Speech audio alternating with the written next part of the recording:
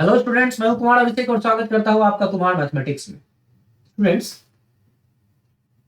कई बार जब क्वेश्चंस को मैं पलटता हूं डिफरेंट डिफरेंट एग्जाम्स का, तो मैंने देखा कि सिमिलैरिटीज होती है डिफरेंट एग्जाम्स के क्वेश्चंस।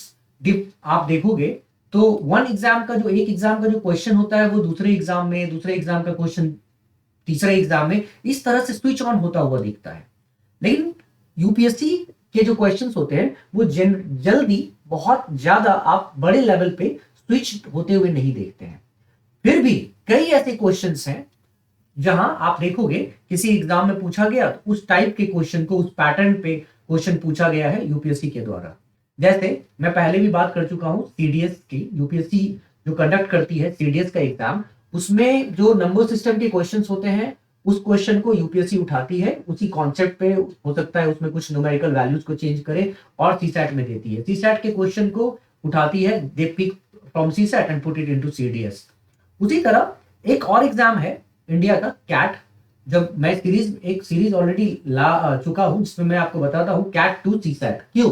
इसलिए कि मेरा मानना है कि कैट के पैटर्न पे जो क्वेश्चंस बन रहे हैं, चाहे वो रिसेंट एग्जाम्स के हो, रिसेंटली जो क्वेश्चंस पूछे गए हैं कैट में, या फिर पहले जो क्वेश्चंस पूछे गए हैं, तो आप देखोगे कई ऐसे क्वेश्चंस हैं जो यूपीएससी ने उठाया है और सीधा हमारे सीसैट पेपर में रख दिया है। और या तो सेम टाइप का क्वेश्चन या उस पैटर्न के क्वेश्चन को उठा के रखा है। तो मैं ये तो नहीं कहूंगा कि हमको कैट के लेवल पे जाके तैयारी करनी है, कैट के ही लेवल को पूरी तरह से अपना लेना है, नहीं। लेकिन कहीं ना कहीं मैं ये जरूर कहूंगा कि आप तैयार रहिए, क्योंकि आपका जो यूपीएससी का जो प्रिपरेशन है उसमें आपको अपने लेवल को जरूर बढ़ाना पड़ेगा। मतलब ऐसे नहीं है कि रैंडम आप तैयारी कर रहे हैं तो आप जो एक टाइप के क्वेश्चन को करोगे, एक पैटर्न के क्वेश्चन को करोगे तो डिफरेंट, जैसे एसएससी टाइप के एग्जाम्स नहीं है कि एक ही टाइप के पैटर्न पे क्वेश्चंस आ रहे हैं, आप बहुत प्रैक्टिस करोगे तो आप फटाफट फटाफट वहां कर दोगे। नहीं, आपको एक अलग तरीके से यहां सोचना पड़ेगा। मैं एसएससी को ये नहीं कह रहा हूं कि एसएससी में तुरंत आप कर दोगे, एसएससी में बहुत मेहनत की जरूरत पड़ती है बच्चे, वहां भी बहुत डिफिकल्ट पेपर होते हैं। ठीक है, मैं ये कह रहा हूं कि दोनों एग्जाम्स का पैटर्न अलग अलग है। तो यूपीएससी का जो अब आजकल पैटर्न देखा गया है ना, वो कैट, डीमैट, इस तरह के जो एग्जाम्स होते हैं उस में जो क्वेश्चन पूछे जाते हैं कहीं ना कहीं उससे मिलता जुलता आपको नजर आएगा।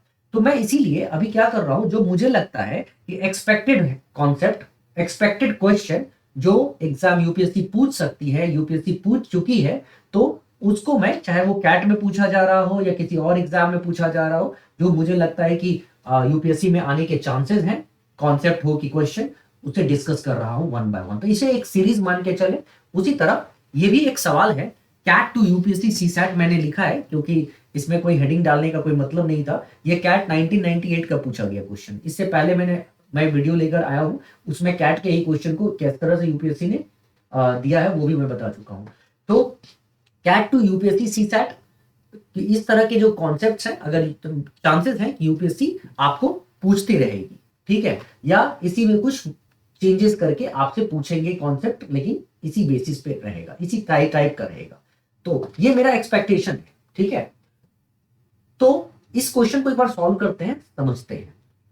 वैसे तो यहाँ ज्योमेट्रिक प्रोग्रेशन का इस्तेमाल होता है, इसके डायरेक्ट क्वेश्चन आने के चांसेस कम है, बट यूपीएससी है, यूपीएससी इसको किस तरीके से लेती है, चाहे अर्थमेटिक प्रोग्रेशन को या ज्योमेट्रिक प्रोग्रेशन को, ये डिपेंड करता है कि वो आखिर इसे अंडर 10th के सिलेबस में कंसीडर करती है कि नहीं। बट फिर भी हमें तो पढ़ना है, हमें एक एक चीज को सीखते हुए जाना है। चलो गाइस, इसको देख लो। जैसे 1 bacteria splits into 8 bacteria of next generation, but due to environment only 50% of one generation can produce the next generation. If the 7th generation number is 4096 million, what is the number in first generation? मैं पहले एक चीज बता दूं, उसके बाद इस सवाल को सॉल्व करूंगा तो ज्यादा अच्छा रहेगा। देखो बच्चे, सबसे पहले ज्योमेट्रिक प्रोग्रेशन का नाम सुने हो, जीपी का। जीपी क्या होता है?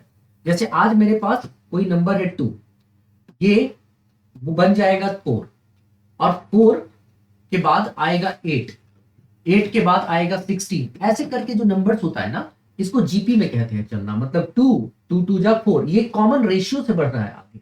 2 में 2 मल्टीप्लाई किया 4, 4 में 2 मल्टीप्लाई किया 8, 8 में 2 मल्टीप्लाई किया 16, इस तरह से ये जो बढ़ेगा इसको कहेंगे आर इन जीपी। ठीक है, समझना, ज्योमेट्रिक प्रोग्रेशन बच्चे। ठीक, तो इस जीपी में हम क्या देख रहे हैं, जो नेक्स्ट टर्म है 4, उसको इससे पहले वाले टर्म से जब डिवाइड करते हो ना, प्रीसीडिंग टर्म से, तो आप ये जो आता है ये 2, यही इसका कॉमन रेशियो कहलाता है। क्या कहलाता है? Common ratio. ठीक है, तो कॉमन रेशियो का मतलब होता है term divided by the presiding term, और ये हर हमेशा होगा। देखो 8 को 4 डिवाइड करेगा तो 2 ही आएगा ना। इसका सीधा सा मतलब होता है जिस टर्म की आप ले रहे हो उसमें आप 2 मल्टीप्लाई करते जाओगे और आपको नेक्स्ट टर्म मिलता जाएगा, तो ही ये कॉमन रेशियो कहलाएगा। जो पहला टर्म होता है वो होता है ए। ठीक है, पहला टर्म होता है ए, जिसको हम लोग फर्स्ट टर्म कहते हैं। तो इस कंडीशन में जब ज्योमेट्रिक प्रोग्रेशन आगे की ओर बढ़ता है, जैसे ये फर्स्ट टर्म है, ये सेकंड टर्म है, ये third term, fourth term, fifth, sixth, seventh, eighth, ऐसे करके कितने नंबर ऑफ टर्म्स हो सकते हैं? तो अगर मान लो total n number of terms, n कुछ भी हो सकता है 25वें टर्म पे जाके खत्म हो जाए, हो सकता है 100वें टर्म पे जाके, हो सकता है 1000वें टर्म पे, तो n तो कुछ भी हो सकता है ना। तो यहाँ पे अगर nth टर्म की बात करें, हमें नहीं पता कि ये टर्म कहाँ जा रहा है, तो ये जीपी में अगर होगा तो जीपी में कोई तुमसे पूछेगा कि इस टर्म को अगर लिखना है nth टर्म को, वो नंबर ऑफ टर्म जिसकी हम बात कर रहे हैं, जैसे 50वें टर्म को, तो n के जगह 50 रख देंगे, 100वें टर्म को n के जगह 100 रख देंगे। तो nth टर्म हमको नहीं पता है, तो हम इसको मानते हैं कि nth टर्म जब आपको किसी ज्योमेट्रिकल प्रोग्रेशन में निकालना होता है ना, तो nth term is given by a into r to the power n-1। मतलब जिस टर्म की बात करेंगे उसमें एक कम कर देना, जहां पे a क्या है? फर्स्ट टर्म, ठीक है, और r क्या है? कॉमन रेशियो, और n क्या है? Number of term. तो nth term is given by a first term into common ratio two the power n-1। इतना समझ में आ गया? अब चलते हैं हम लोग क्वेश्चन करते हैं, है ना। देखो अब इस क्वेश्चन को देखोगे जरा तो समझ में आएगा। क्वेश्चन बहुत ही सिंपल है। क्वेश्चन कहता है एक bacteria, 1 bacteria splits into 8 bacteria. एक बैक्टीरिया 8 अलग अलग बैक्टीरिया में टूटता है। एक बैक्टीरिया स्प्लिट होता है 8 अलग अलग बैक्टीरिया में, splits into 8 bacteria of the next generation. Next generation के 8 बैक्टीरिया में टूटता है। एक बैक्टीरिया नेक्स्ट जनरेशन के 8 बैक्टीरिया में टूट रहा है, ठीक है ना। But due to environment, but कुछ इन्वायरमेंट फैक्टर की वजह से only 50% of one generation can produce the next generation. लेकिन कुछ इन्वायरमेंट फैक्टर ऐसा है जिसकी वजह से इसमें से जो टूटा है ना, एक बैक्टीरिया 8 में टूटा, और ये 8 बैक्टीरिया में से 4 बैक्टीरिया ही है, मतलब 50% बैक्टीरिया ही है जो आगे के बैक्टीरिया को जन्म देगा। मतलब एक अगर 8 को जन्म देगा तो 8 में पहले आधा कर दो 4, अब ये 4 बैक्टीरिया ही फिर अगले 8 बैक्टीरिया, मतलब 4 गुना 8 32 बैक्टीरिया को जन्म देगा। ऐसे तुम समझ के रहो। चलो ठीक है, इस तरीके से ये जनरेशन, मतलब जितना पैदा हुआ, जितना प्रोड्यूस हुआ, उसका आधा करेंगे और वो नेक्स्ट जनरेशन के हर एक बैक्टीरिया 8 बैक्टीरिया को जन्म देगा, प्रोड्यूस करेगा। ठीक है, आज 1 तो नेक्स्ट जनरेशन में 8 का हाफ करो, जो बचा वो अब नेक्स्ट जनरेशन के 8 into that number of bacteria जन्म देगा। हर एक जनरेशन में इस तरह से चलता रहेगा।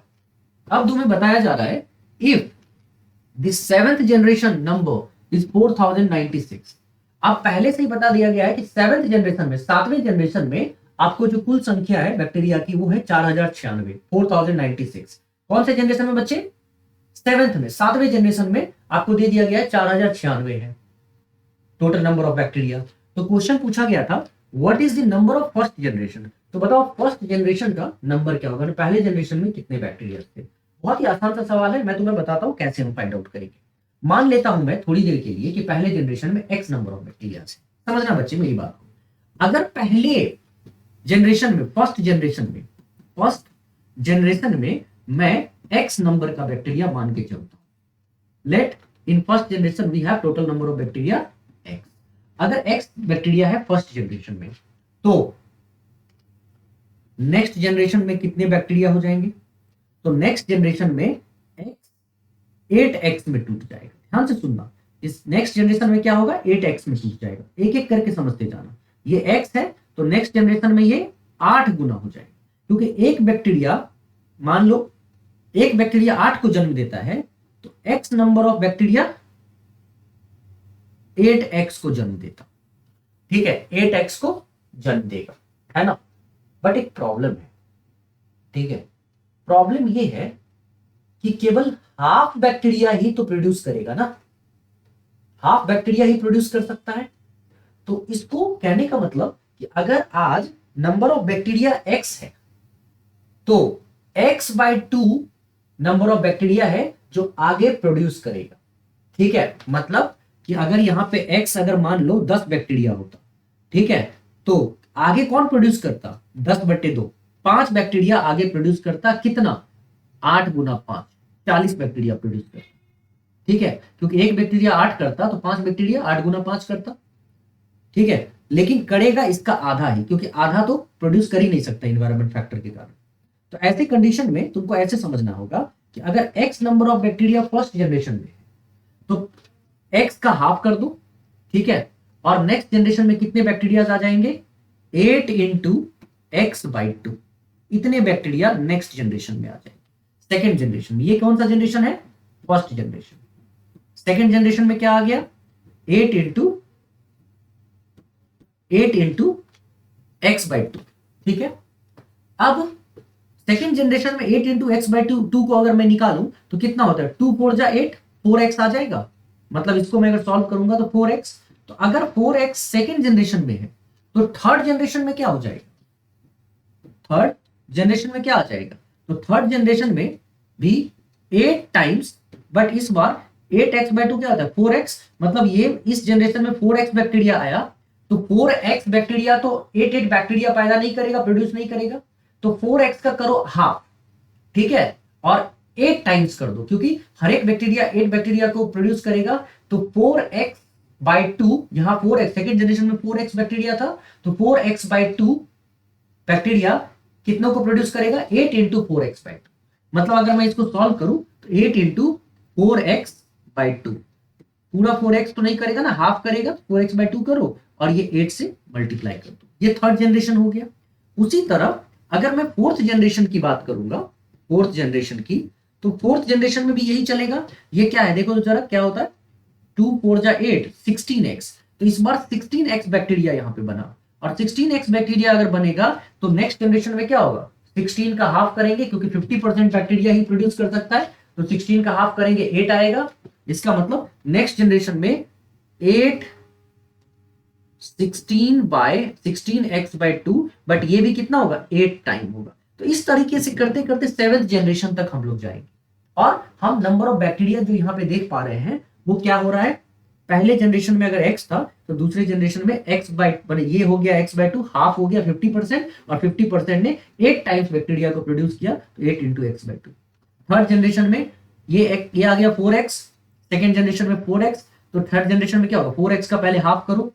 ठीक है, हाफ करो और 8 टाइम्स कर दो, क्योंकि हर एक बैक्टीरिया 8 टाइम्स करेगा, तो 4x/2 भी 8 टाइम्स हो जाएगा। थर्ड जनरेशन में इतना बैक्टीरिया। तो जब मैं सॉल्व करता हूं इसको तो जरा देखो तो 2 4 जा 8, यहां पे देखो तो 2 4 जा 8, 2 4 जा 8। और मैं चेक कर रहा हूं कि पहले जनरेशन में अगर x नंबर ऑफ बैक्टीरिया था तो दूसरे में 4x, तीसरे में 4 4 जा 16x, और चौथे में 4 16 जा 64x। ऐसे करते हुए अगर मैं इसको देखता हूं तो ये एक जीपी में है, x 4x 16x x 4x 16x 64x। अगर मैं देखता हूं ना R इन जीपी, ये किसमें है? जीपी में। ठीक है, कि x number of bacteria 4x second generation, third generation, fourth generation, ऐसे करके 7th जनरेशन तक जाना है। मतलब 7 टर्म्स तक जाना है। ये हो गया पहला टर्म, दूसरा टर्म, तीसरा टर्म, चौथा टर्म। ये जीपी में है। जीपी में क्यों है? चेक करके देखो ना। 4x/x क्या आ गया? Common ratio 4। 16x/4x क्या आ गया? Common ratio 16/4। x cancel, 16/4 4। तो कॉमन रेशियो सेम होने की वजह से ये जीपी में है। तो अब हमें अच्छे से पता है कि 7th जनरेशन में जो बैक्टीरिया आएगा वो तो पहले से ही दिया हुआ है ना, 4096। 7th जनरेशन का बैक्टीरिया 4096 दिया हुआ है। और 7th जनरेशन का जो यहाँ पे 7th जनरेशन का मतलब 7th टर्म का जो फॉर्मूला होता है a इंटू r⁻n-1 है ना। तो यहां पे मैं क्या करूंगा? a हमारा है फर्स्ट टर्म, यहाँ पे x, फर्स्ट टर्म क्या है? x। कॉमन रेशियो मेरे पास क्या है? तो कॉमन रेशियो है 4x/x दैट इज 4 है ना। तो फर्स्ट टर्म x, यहां पे इसका मतलब पहले जनरेशन में जो नंबर ऑफ बैक्टीरिया था वो x था, r है 4। ठीक है, कॉमन रेशियो। तो 7th टर्म में मतलब 7th जनरेशन में टोटल नंबर ऑफ बैक्टीरिया क्या है? 4096। तो ऐसे कर सकते हैं हम लोग कि सेवेंथ टर्म निकालो जो कि होता है a to the term number क्या होता है a to the power r a into r to the power n minus one होता है ना। तो यहाँ पे ये ऑलरेडी दिया हुआ है 4096, मतलब कि अगर ए के जगह पे मैं यहाँ पे रखूं क्या एक्स फर्स्ट टर्म, आर के जगह पे मैं रखूंगा क्या यहाँ पे 4, और चूंकि सेवेंथ टर्म की बात हो रही है तो एन रखोगे 7 माइनस 1 इक्वल टू 4096। फाइन। अब मैं x रखूंगा इंटू 4 टू द पावर क्या आ गया 6, 4 to the power 6 equal to 4096। और इसको शॉर्टकट में जितना फास्ट कैलकुलेशन कर सकते हो उतना बढ़िया। मैं तो यहाँ ब्रेक कर करके दिखा रहा हूं ताकि तुम्हें समझ में आए। ठीक है, तो यहाँ पे अगर मैं करूंगा x into 4 to the power 6 को हम लिख सकते हैं 2 to the power 12 equal to 4096। अब मैं तुम्हें थोड़ा समझाऊंगा, तुम इस चीज को समझने की कोशिश करो। देखो बच्चे, ये प्रैक्टिस से होता है, मतलब ऐसे नहीं है कि रैंडम तुम उठ के आओगे तुम्हें सब पता होगा, नहीं ऐसा नहीं होता है। 2 टू दी पावर जो 10 होता है ना वो होता है 1024, याद हो जाएगा तुम्हें एक समय के बाद, प्रैक्टिस होगी तो इसमें एक बार 2 और जोड़ दोगे तो 2 टू दी पावर 11 हो जाएगा।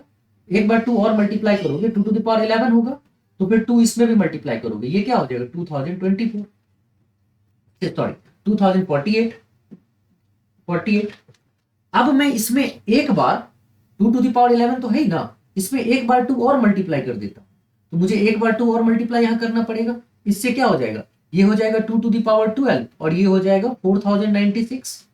ठीक है, तो इसका मतलब ये कंफर्म है कि ये अगर 2 टू दी पावर 12 है तो ये भी 2 टू दी पावर 12 होगा, क्योंकि 4096 को हम 2 टू दी पावर 12 लिख सकते हैं। 2 टू दी पावर 10 1024 को लिखते हैं। अगर इसमें मैं और 2 का स्क्वायर मल्टीप्लाई कर दूं, मैंने 4 मल्टीप्लाई कर दूं, तो यहाँ 4 मल्टीप्लाई करके 4096 आ जाए। 4 मतलब 2 स्क्वायर, इसका मतलब 2 टू दी पावर 12 4096 के अगर इक्वल होगा, तो मैं अगर ऐसे लिखूं बच्चे x into 2 to the power 12 है ही यहाँ, और 4096 मतलब 2 टू दी पावर 12, तो देखो तो बच्चे 2 टू दी पावर 12 उधर जाएगा तो ये दोनों तो वैसे ही कैंसिल आउट हो गया। ठीक है, और कैंसिल आउट हो गया तो बचा क्या x इक्वल टू 1, कुछ नहीं बचेगा तो 1 बचेगा। अच्छा, कैंसिल आउट नहीं भी लिखोगे तो सिंपल सी चीज है ना, यहाँ पे ऐसे लिखोगे कि x यहाँ है 2 टू द पावर 12 और नीचे में जाएगा 2 टू द पावर 12। ठीक है, तो ये बेस सेम है तो पावर सब्ट्रैक्ट हो जाएगा, तो 2 to the power 0 equal to क्या होगा 1, तो x इक्वल टू यहाँ पे 1। इसका मतलब x जो शुरुआत में हमने एज्यूम किया था ना वो था इन first generation number of bacteria was 1 million. ठीक है, x इक्वल टू 1 मिलियन, तो x यहाँ पे number of bacteria first generation में मुझे कितना मिला 1 मिलियन मिला, इसीलिए हमारा करेक्ट आंसर क्या होगा बच्चे 1 मिलियन होगा। आई होप तुम्हें ये सवाल अच्छे से समझ में आया। तो सोचने का तरीका अगर हम सही रखेंगे तो इस तरह के क्वेश्चन बहुत इजी लगने लगेंगे। तो गाइस एक काम करो, कोई भी बच्चा अगर मुझसे मान लो जुड़ना चाहते हो तो हमारा ऐप है कुमार मैथमेटिक्स ऐप। ठीक है, तुम कुमार मैथमेटिक्स ऐप डाउनलोड कर सकते हो प्ले स्टोर पे। ठीक है, प्ले स्टोर से डाउनलोड कर सकते हैं, या फिर लिंक तुमको डिस्क्रिप्शन बॉक्स में ऑलरेडी है। अभी यूपीएससी सीसैट 2024 के लिए मान लो अगर कोई तुम्हें से कोई बैच ज्वाइन करना चाहता है तो निर्भीक बैच चल रहा है, तुम आराम से ज्वाइन कर सकते हो। इस बैच में क्या है, वीडियो लेक्चर्स हैं, लाइव सेशंस हैं, लाइव डाउट सेशंस हैं। तुम्हें अगर ग्रुप में तुम ऐड हो रहे हो तो वहां पे तुमको मिल रहा है पीडीएफ पीपीटीज, आगे टेस्ट सीरीज कंडक्ट होगा, मतलब बहुत सारी चीजें हैं कनेक्ट करने के लिए। तुम इसको ज्वाइन करके मुझसे कनेक्ट कर सकते हो। वैसे भी अगर मान लो ज्वाइन नहीं कर सकते हो ड्यू टू एनी रीजन, तो तुम यूट्यूब के थ्रू मुझसे ऑलरेडी कनेक्टेड रहोगे, और टेलीग्राम और व्हाट्सएप चैनल्स सब कुछ का लिंक मैं दे चुका हूँ। व्हाट्सएप ग्रुप का लिंक है, टेलीग्राम चैनल्स का लिंक है, सब दिया हुआ है, उसके थ्रू मुझसे कनेक्ट कर लो। ठीक, जो भी कोई प्रॉब्लम होती है डिस्कस करो। चलो गाइस, मिलते हैं हम लोग नेक्स्ट वीडियो में नए कॉन्सेप्ट नए क्वेश्चन के साथ। हो सकता है कि प्रीवियस ईयर क्वेश्चंस कुछ इंपॉर्टेंट वाले उठा लाऊं, हो सकता है कि नए अच्छे कॉन्सेप्ट जो एक्सपेक्टेड क्वेश्चंस के हो सकते हैं वो उठा लाऊं। तो कुछ भी पढ़ेंगे, लेकिन पॉइंट टू पॉइंट जो हमारे एग्जाम के लिए इंपॉर्टेंट अभी होगा वो हम करने जा रहे हैं। चलो गाइस, मिलते हैं नेक्स्ट वीडियो में नेक्स्ट सेशन, यहाँ पे सेशन का मतलब अलग मत समझो, सेशन का मतलब ये जो छोटा सेशन है, बड़ा सेशन है जो हम पढ़ाई कर रहे हैं उसकी बात हो रही है। चलो फिलहाल के लिए बाय, जय हिंद।